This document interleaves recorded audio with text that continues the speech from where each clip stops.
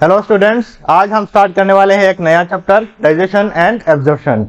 और आप लोग इसके चैप्टर में बारे में ऑलरेडी बहुत कुछ जानते हैं, क्योंकि अगर आप खुद का सिस्टम ही ऑब्जर्व करें तब वहाँ से या बहुत सारे इंफॉर्मेशन आपको पता चल जाए कि आप खाते हैं, उसको मास्टिकेट करते हैं, देन आप डिग्लूटिनेशन करते हैं, इसे खाते हैं, ठीक है, डिग्लूटिनेशन करते हैं, देन आपके वो इसोफेगस से जाता है आपके स्टमक में, देन वहाँ डाइजेशन होता है, देन आप तो बाकी प्रोसेस आपको पता है, ठीक है। तो मीन्स आपको कुछ पता है सब कुछ।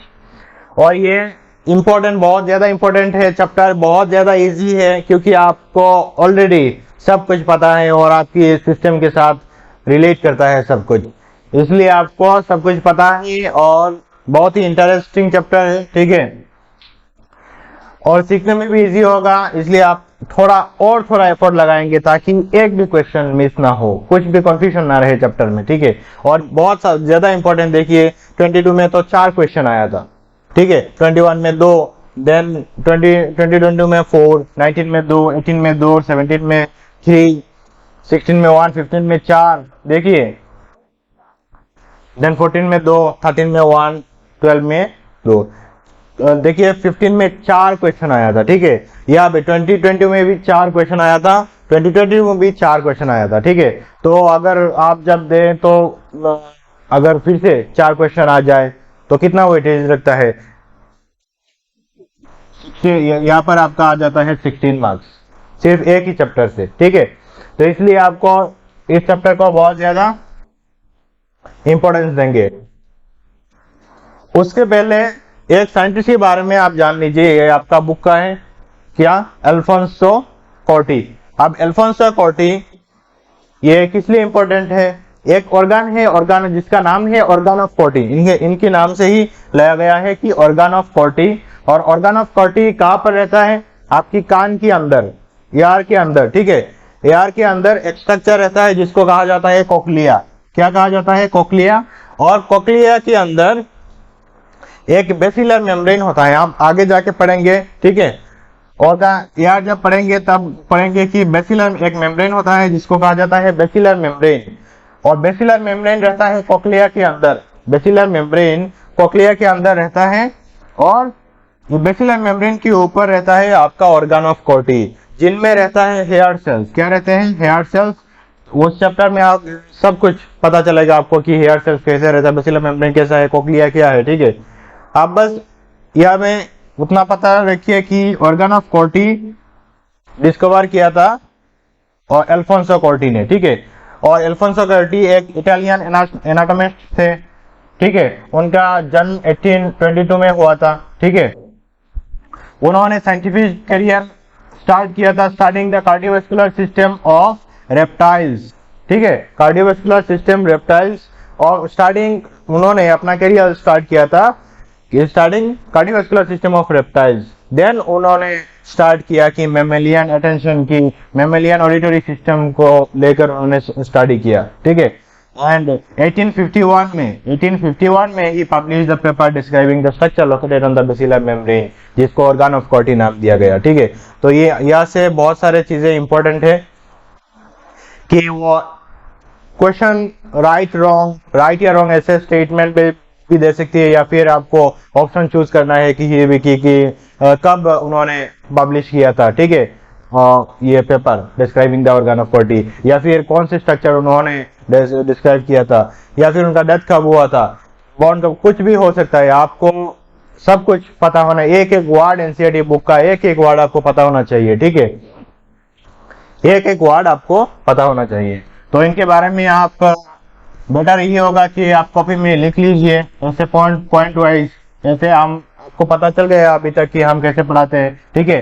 पॉइंट वाइज लिखने से आपको चीजें अटेंशन में आएगा और याद ज्यादा रहेगा, ठीक है। ये लिख लीजिए फर्स्ट पॉइंट कि इटालियन एनाटॉमिस्ट थे, क्या इटालियन एनाटॉमिस्ट थे, फर्स्ट पॉइंट लिख लीजिए। देन बॉर्न इन 1822, ये पॉइंट लिख लीजिए, ठीक है, 1822। देन सेकंड पॉइंट लिख लीजिए कि उन्होंने कैरियर स्टडिंग करा था कार्डियोवास्कुलर सिस्टम ऑफ रेप्टाइल का, नेक्स्ट पॉइंट लिखिए आप। देन उन्होंने अटेंशन दिया मैमेलियन ऑडिटरी सिस्टम में, 1851 में उन्होंने पब्लिश किया था describing structure of the basilar membrane.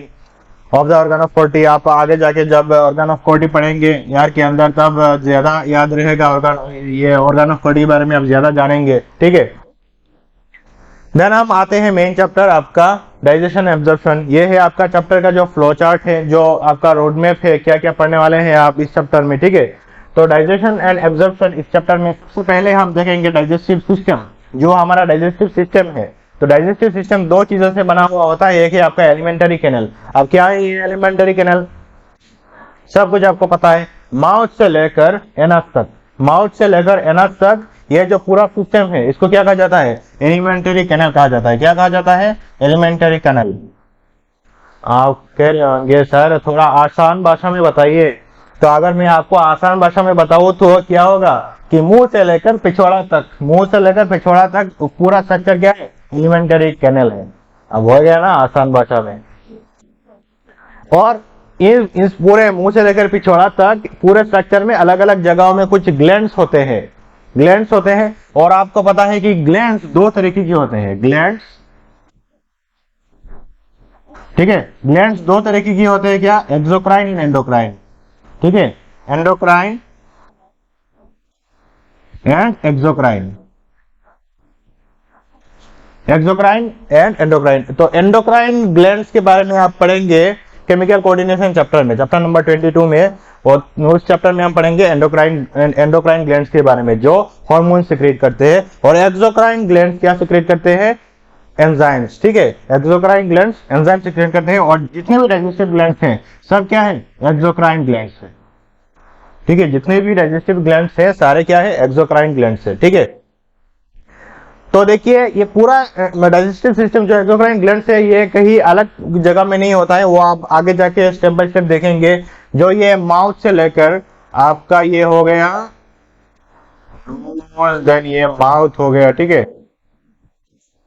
तो माउथ से लेकर ये आपका इसोफेगस, देन आपका ये स्टोमक, देन डुओडेनम, देन आपका स्मॉल इंटेस्टाइन, लार्ज इंटेस्टाइन, ठीक है, ये एनस। तो ये जो पूरा स्ट्रक्चर है क्लास से लेकर पूरा स्ट्रक्चर में अलग अलग जगहों में डिस्ट्रीब्यूटेड है ये अलग अलग ग्लैंड्स, जो क्या करते हैं? जो आपका डाइजेस्टिव एंजाइम सिक्रेट करते हैं for digestion of the food. ये सब आपको ऑलरेडी पता है कि डाइजेस्टिव एंजाइम चाहिए डाइजेशन ऑफ द फूड। क्यों एंजाइम चाहिए? क्योंकि अगर आप ऐसे ही खाते हो, डाइजेस्टिव एंजाइम नहीं रहता, तो उसको डाइजेशन होने में सालों लग जाते हैं, ठीक है। और डाइजेस्टिव एंजाइम क्या करता है? उस प्रोसेस को फास्ट करता है, ठीक है। ये सब तो आपको पता होगा, अगर नहीं होगा तो ये सब नहीं चाहिए। हमें सिर्फ एनसीईआरटी में स्टिक होना चाहिए, रहना चाहिए, क्योंकि हमें सिर्फ नीट में फोकस करना है, ठीक है। अगर ज्यादा इंफॉर्मेशन माइंड में आ गया तो जो इम्पोर्टेंस, जहां पर आपको जिस इंफॉर्मेशन में आपको इंपॉर्टेंस देना चाहिए उससे आप डाइवर्ट हो जाएंगे, ठीक है। इसलिए आपको ज्यादा ये सब नहीं चाहिए। तो एलिमेंटरी कैनल और डाइजेस्टिव ग्लैंड्स ये दोनों मिला के बनाते हैं आपका डाइजेस्टिव सिस्टम। तो सबसे पहले हम देखेंगे डाइजेस्टिव सिस्टम को, देन हम देखेंगे कि फूड डाइजेशन कैसे होता है, फूड जो हम खाते हैं उसके बाद, खाने के बाद डाइजेशन कैसे होता है। एंड डाइजेस्ट होने के बाद आफ्टर डाइजेशन हम देखेंगे कि फूड प्रोडक्ट्स एब्जॉर्ब कैसे होते हैं, ठीक है। समझ में आ रहा है? एब्जॉर्ब कैसे होता है स्टेप बाय स्टेप आप देख रहे हैं। सबसे पहले हम सिस्टम को पढ़ेंगे, देन हम पढ़ेंगे कि डाइजेशन कैसे हो रहा है, देन हम पढ़ेंगे कि डाइजेस्ट होने के बाद चीजें एब्जॉर्ब कैसे हो रहा है, ठीक है। एंड डिसऑर्डर्स क्या है डाइजेस्टिव सिस्टम को लेकर, ठीक है, रिलेटेड टू डाइजेस्टिव सिस्टम। तो आपको पता है कि मान लीजिए आप क्या करते हैं, एक राइस खाते हैं। क्या खाते हैं? ये मान लीजिए एक राइस है। क्या है? ये एक राइस है। तो ये राइस तो आप जब खाते हैं तो आपके पेट में जाता है। कहां पर जाता है? पेट में जाता है। तो पेट के में जाने, मान लीजिए ये राइस यहाँ पर आ गया, तो यहाँ पर जाने ये तो एज इट इज राइस ऐसे पूरा स्ट्रक्चर जाता है क्या? नहीं जाता है। जाता है क्या? नहीं जाता है। आप क्या करते हैं? मास्टिकेट करते हैं, उसको ब्रेक डाउन करते हैं। और वहां जाने के बाद फिर से वो क्या करता है? यही पूरा राइस ऐसे जाके वो ब्लड में आ जाता है क्या? नहीं आता है ना। तो उसको क्या करता है कि हम लोग उसको मास्टिकेट करते हैं, छोटे छोटे पीसेस में उसको कन्वर्ट करते हैं। देन वो उसके बाद देन और छोटा छोटा बनते हैं, ठीक है। ये राइस क्या होता है? छोटे छोटे पीसेस में कन्वर्ट होता है, ठीक है। देन ये पीसेस और छोटे छोटे पीसेस में कन्वर्ट होते हैं। जब जितने वो प्रोग्रेस होता है माउथ से लेकर इंटेस्टाइन तक, जब फाइनली इंटेस्टाइन में जाकर पहुंचता है उससे पहले भी बहुत सारी चीजें, बहुत सारे न्यूट्रिशन जो एब्जॉर्ब हो जाते हैं फाइनली उसमें से बहुत सारी चीजें निकलते हैं, जैसे कि ग्लूकोज, ठीक है, जो सबसे छोटा मॉलिक्यूल होता है वही ग्लूकोज एब्जॉर्ब होता है, ठीक है, और बहुत सारे मिनरल्स और विटामिन एंड जो प्रोटीन्स होते हैं वो एमिनो एसिड में कन्वर्ट होते हैं, एमिनो एसिड्स में कन्वर्ट होते हैं, और ये सारे चीजें क्या होते हैं, एब्जॉर्ब होते हैं। ये मान लीजिए आपका एलिमेंट्री कैनल, और ये सारे चीजें यहाँ पर है, और एलिमेंट्री कैनल की वॉल से वो ब्लड वेसल में, ये मान लीजिए ये है ब्लड वेसल, ठीक है, ये क्या है, कंफ्यूज मत होइएगा, आप कंफ्यूज मत हो रहे हैं, कंफ्यूज मत होइए, आप सिर्फ ऊपर ऊपर से देखिए चीजों को, हम डिटेल्स में आगे जाके देखेंगे, ठीक है। तो एब्जॉर्ब होके वो ब्लड वेसल में जाता है, और ब्लड वेसल वो आगे जाके बाकी डिस्ट्रीब्यूट करता है, ठीक है। तो बात यह है कि macromolecules बायोमैक्रोमोलिक्यूल्स cannot be utilized directly. Biomacromolecules cannot be utilized directly, have to be converted. We have to be converted into macromolecules. Biomacromolecules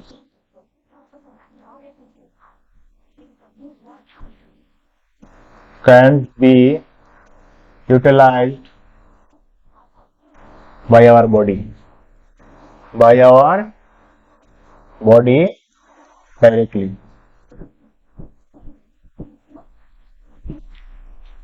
अगर आप एक बार एनसीईआरटी बुक रिवाइज रीडिंग दे देते हैं वीडियो देखने से पहले, जस्ट एक ही टॉपिक जो हम पढ़ रहे हैं अभी, और उसके बाद आप लेक्चर देखें तो ये और भी बेटर होगा, आप और भी कनेक्ट कर पाएंगे, क्योंकि हम एज इट इज बुक के साथ ही चलते हैं, ठीक है, ऐसे एज इट इज एक पॉइंट से दूसरे पॉइंट, एक आपका टॉपिक से दूसरा टॉपिक एज इट इज वैसे बुक के, ताकि आप बिल्कुल बुक के साथ कनेक्ट रहे, ठीक है।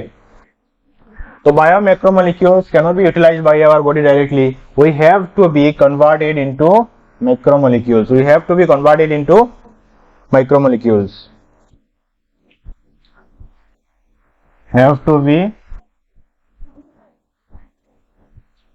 converted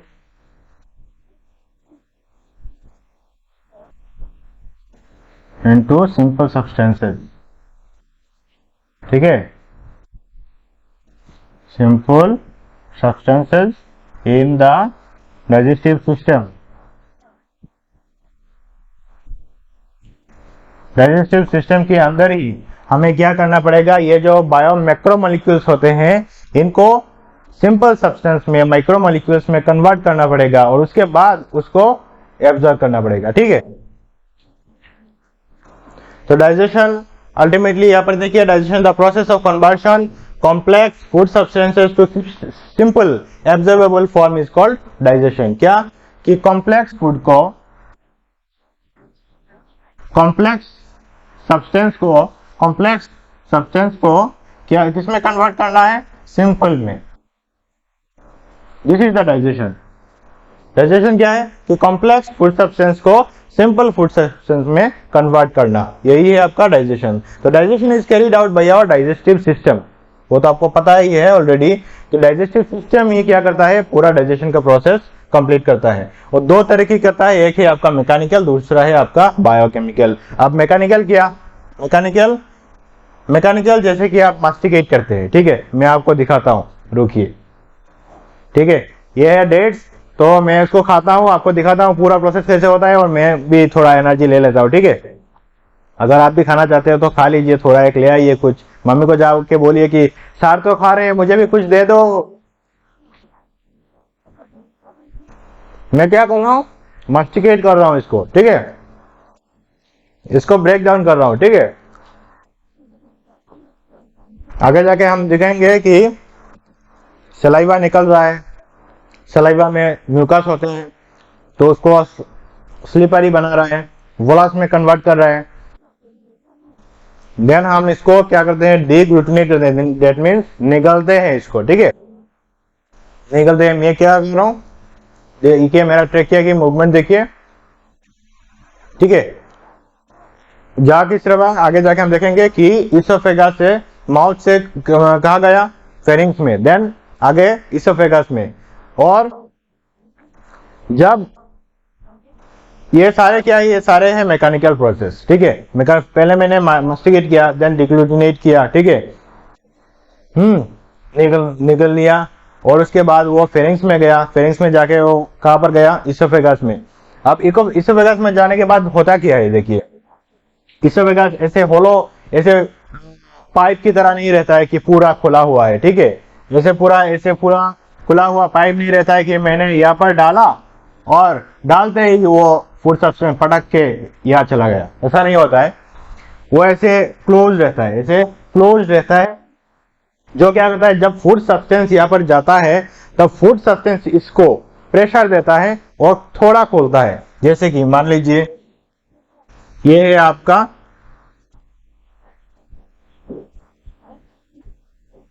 इसोफेगस का ल्यूमेन, ठीक है।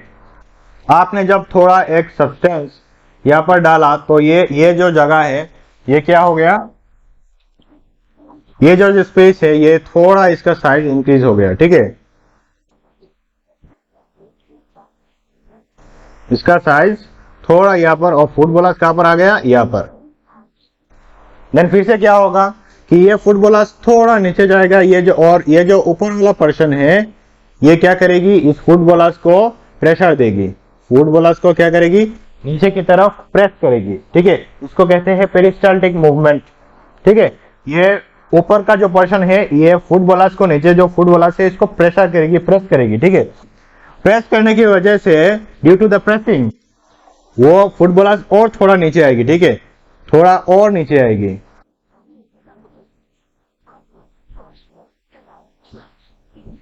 थोड़ा और नीचे आएगी, ठीक है। ये है, और ऊपर वाला फिर से, ऊपर वाला पर्सन फिर से वही अपना जो पहले का पोजीशन था वहां पर चला जाएगा, ठीक है। ये आपका फूड बोलस, तो ये थोड़ा और नीचे आया, ठीक है, थोड़ा और नीचे आया। देन फिर से वही प्रोसेस, ये ऊपर वाला जो पर्सन है, ये फिर से उसको कंप्रेस करेगा और ये नीचे चले आएगा, ठीक है, और नीचे चले आएगा। ऐसा करते करते वो कहां पर चला गया, फूड बोलस कहां पर जाता है, स्टमक के अंदर, ठीक है। और ये जो प्रोसेस है पूरा, ये जो प्रोसेस है, इसको कहते हैं पेरिस्टाल्टिक मूवमेंट। क्या कहते हैं इसको, पेरिस्टाल्टिक मूवमेंट। इसको आप ड्रॉ करके रखिए कॉपी में, ठीक है। तो digestion is carried out by mechanical method. तो मैकेनिकल, ये क्या है, मास्टिकेशन भी मैकेनिकल मेथड था। और ये जो पेरिस्टाल्टिक मूवमेंट होते होते होते होते ये फूड बोलस क्या आगे जा रहा है, आगे की तरफ जा रहा है, इसोफेगस से जा रहा है, स्टमक से जा रहा है, इंटेस्टाइन से लार्ज इंटेस्टाइन तक, देन आगे जा रहा है। तो ये सारा क्या है, मैकेनिकल मेथड। और ये जो पूरा प्रोसेस में माउथ से लेकर एनस तक जाने तक जो केमिकल, जो एंजाइम्स इसके ऊपर एक्ट करते हैं, ये क्या है, ये है बायोकेमिकल मेथड, ठीक है। तो डाइजेशन दो तरीके की होता है, एक है आपका मैकेनिकल मेथड और बायोकेमिकल मेथड से, ठीक है। तो मेजर कंपोनेंट्स क्या क्या होते हैं एक फूड के अंदर, फूड के अंदर जो मेजर कंपोनेंट्स हैं वो क्या क्या है, आपके कार्बोहाइड्रेट्स हैं, प्रोटीन्स हैं एंड फैट्स हैं। सब कुछ आपकी एनसीईआरटी बुक का है, हम कुछ भी नहीं पढ़ाते out of NCERT, and come भी नहीं पढ़ाते, कुछ एनसीईआरटी में है और हमने छोड़ दिया, ऐसा भी नहीं करते, ठीक है। और हमें पता है क्वेश्चन कहाँ से आती है, आप बिल्कुल हमें फॉलो कीजिए, आप पूरा नोट्स बनाइए उसको। और पहले वाला कि हम पहले से ही आपको कह रहे हैं कि एक लेक्चर देखने के बाद पूरा उसको सीखिए। पूरा सीखने के बाद जब आपको लग रहा है कि हाँ मुझे आपसे पता है इसके बारे में, इस चैप्टर के बारे में, ये जो लेक्चर हमने देखा इसके बारे में, तब आप नेक्स्ट लेक्चर में जाइए। लेकिन उससे पहले जो एमसीक्यू दिए हैं नीचे उनको प्रैक्टिस कीजिए, ठीक है। तब आपको बाद नेक्स्ट लेक्चर में जो चीजें रहेंगे उसको ज्यादा कनेक्ट कर पाएंगे, ज्यादा समझेंगे, याद भी ज्यादा रहेगा, ठीक है। और हमेशा पुराना चीजें रिवाइज करते रहिएगा। और हम जिस तरह पढ़ाते हैं, आपको एक चैप्टर में मुझे नहीं लगता कि 20-25 मिनट से ज्यादा लगेगा रिवाइज करने में पूरा चैप्टर को, ठीक है। हम तो 15 मिनट में रिवाइज करते थे एक चैप्टर। तो the major components of food क्या क्या है, कार्बोहाइड्रेट्स है, प्रोटीन्स है, फैट्स है। अगर आपको क्वेश्चन ऐसे दे देती है, स्टेटमेंट देके कि carbohydrate is not a major component of our food. ठीक है, तो आपको पता होना चाहिए, हाँ कार्बोहाइड्रेट्स एक मेजर कंपोनेंट है, प्रोटीन्स भी एक मेजर कंपोनेंट है, फैट्स भी एक मेजर कंपोनेंट्स है। ठीक है, लेकिन विटामिन एंड मिनरल्स जो स्मॉल क्वांटिटी में लगते हैं, that means they are not major component. ठीक है, they are minor components of our food. और अगर क्वेश्चन आके ये उठा के विटामिन उठा के दे देती है कि vitamin is our major component of our food, और आपको आइडेंटिफाई करना है राइट या रॉन्ग, तो आप क्या बताएंगे? रॉन्ग है। क्यों? क्योंकि आपको पता है, आपने पढ़ा है, आपने मेहनत किया है कि विटामिन एंड मिनरल क्या है, स्मॉल क्वांटिटीज में रहते हैं फूड के अंदर। ठीक है।